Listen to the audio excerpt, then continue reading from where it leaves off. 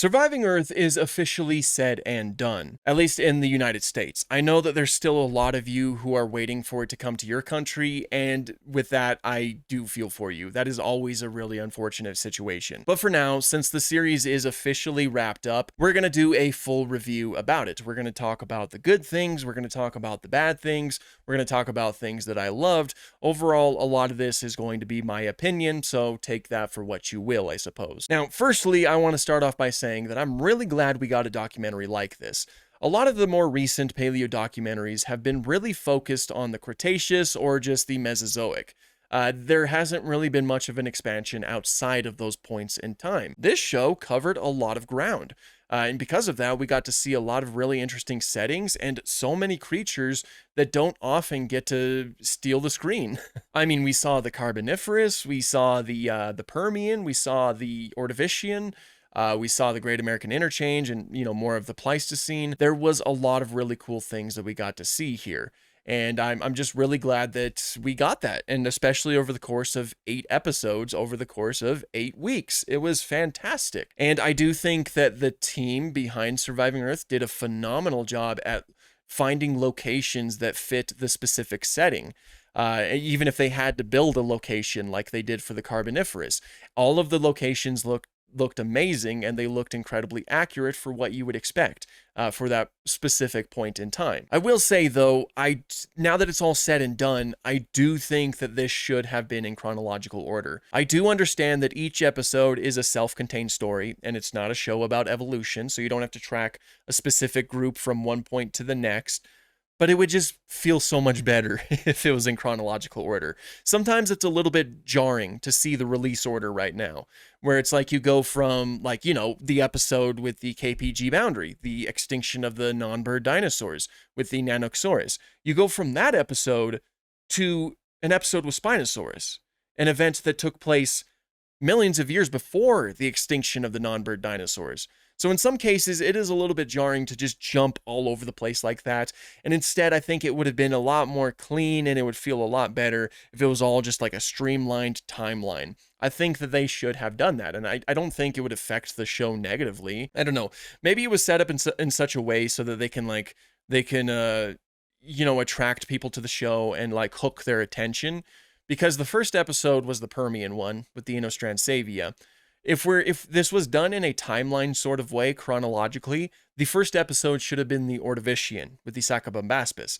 And, even though I'm really interested in something like that, and I'm sure many of you are, obviously a lot of the general audience probably is not, and so maybe they would skip that episode and then they wouldn't want to watch Surviving Earth.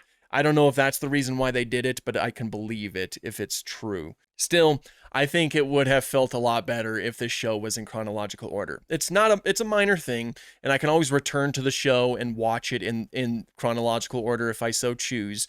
But I would have, it would have just felt better. I don't know if that makes sense.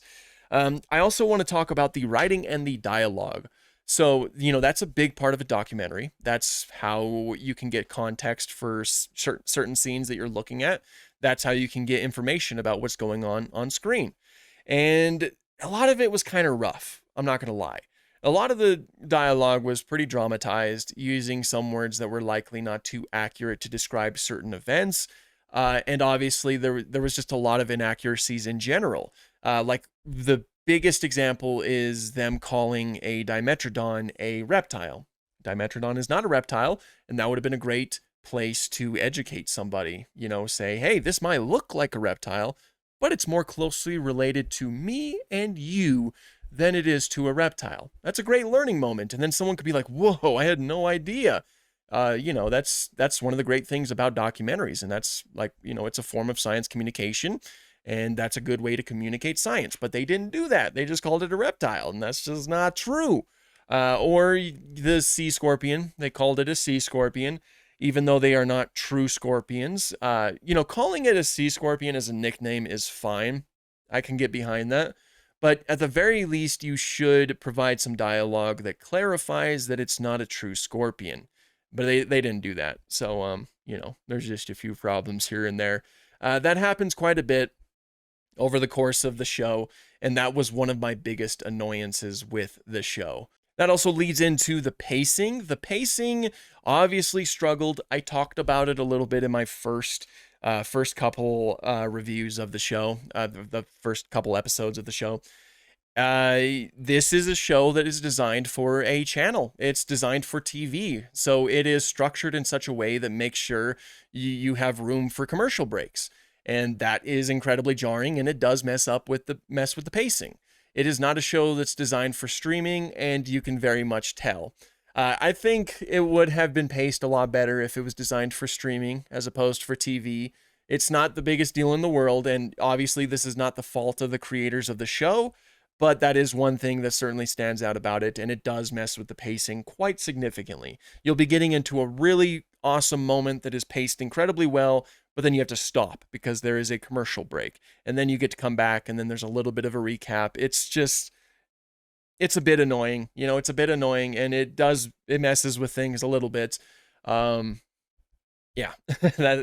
we're mostly talking about negatives right now, but don't worry, the final portion of the video is strictly filled mostly with positives.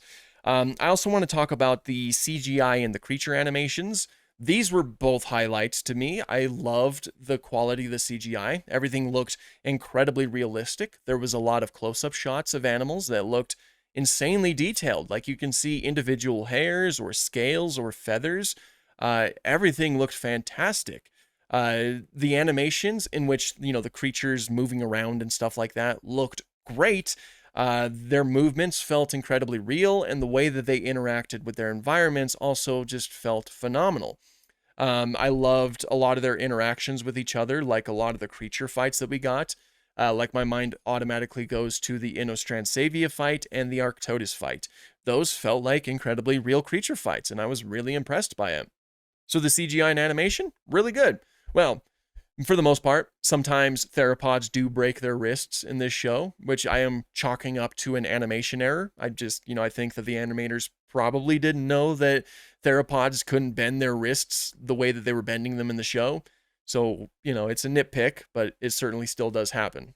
But on that note, there's also the creature designs, and this is easily the best part of the show. The creatures all look phenomenal, and it's obviously no surprise that they were all designed by incredible paleo artists like Gabriel Ugueto, Raul Martin, Joshua Canupe, Bob Nichols. So just so many people were attached to this project to design creatures for it, and as a result, all of the animals looked amazing. Like I loved the way that the Cuvieronius looked.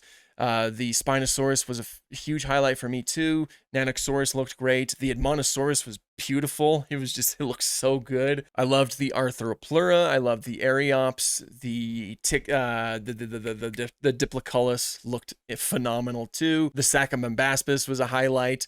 The Inostransavia, even though they were missing a few teeth, looked incredible. Everything looked amazing. The designs are this is one of the best designed paleo shows out there in recent memory. I certainly think that it's up there with something like Prehistoric Planet. A lot of the creatures had such cool coloration and very vibrant colors on a lot of them. Like I loved Sacabambaspis being a little bit more vibrant than the typical gray coloration that we're used to seeing. And they were all just huge standouts to me. I loved them so much, and they looked phenomenal. Just beautiful designs across the board, no complaints. They looked amazing. But now I just want to talk about my general highlights. Like I said at the beginning of this review, I'm really glad that we got to see as much as we saw. There's a lot of creatures. They got some screen time here that don't normally get screen time. Some notable ones are the Cuvieronius, the Sacabambaspis, Inostransavia, Diploculus, Nanoxaurus, Smilodon gracilis. You don't see that one too much. And just so many more. There was a lot of creatures in this show, and I thought that they were all handled pretty well. Obviously, there was a lot of speculation that happened in the show. My mind automatically goes to the Proto-Pterosaurs, which is not something that we have actual fossil evidence for. Rather, it's something that's just speculated to have existed. All around, I had a lot of fun watching this show, and each episode I thought was really great. Currently, I'd say that my favorite episodes are still the Cenozoic episodes. I loved following the Cuvieronius herd. That was just such a great episode, and maybe it's because I already really love the Great American Interchange, but it was just great. I don't know. I don't know what it was about it. It was just great. And the same can be said for the Arctodus mother trying to protect, take care of her young. So many creatures showed up in those 2 episodes, and it was just phenomenal. The Cenozoic portion was just really a huge highlight for me. And maybe it is recency bias, but I don't know. I really liked it. So generally speaking, I do think that this show was an overall success. As you can tell, though, there's problems with the show. Quite significant problems. The first half of this review was dedicated to some of the problems that I had with this show. But generally speaking, there is a lot of good as well. The fact that there are problems is pretty much true for any paleo documentary out there, even the most loved ones like Prehistoric Planet or especially the original Walking with Dinosaurs. There are problems with those documentaries as well, but I do recommend watching it if it's something that you're interested in. However, if you are interested in watching it in chronological order, I got you. If you wish to watch it in chronological order, start with episode 6, When the Ocean Shrank. Then move on to episode 5, When the Forests Collapsed. Then move on to episode 1, When the Earth Burned. Then you move on to episode 2, When the Climate Broke. And then we move on to episode 4, When the Seas Died. And then we go on to episode 3, When the Asteroid Fell. And then we move on to episode 7, When the Continents Collided. And then finally, episode 8, When America Flooded. As you can see, they are all over the place, and yeah, you do have to jump around a little bit if you want to watch them in chronological order. I do think that they probably should have just released them in chronological order, but oh well, at least they're now all out, and you have that option. But yeah, I liked the documentary all around, and I know that a lot of this documentary is kind of being ruined because of the Tim Haynes situation. For those of you who don't know, Tim Haynes went to DinoCon recently, and he dedicated a good portion of his presentation to basically praising the use of generative AI and calling it the future of paleo documentaries. It's especially tone deaf for him to do it. I mean, it's not good for him to do it anywhere, but it's especially bad for him to do it at DinoCon, which is a place that's full of paleo artists. I had a lot of friends who were there, and so I've gotten some details about it. A lot of people are really upset and disappointed about this. I am too. I am incredibly disappointed about this. Fortunately, Surviving Earth was not made with the use of AI. From what I've heard, though, Tim Haynes would have wanted to use AI for Surviving Earth.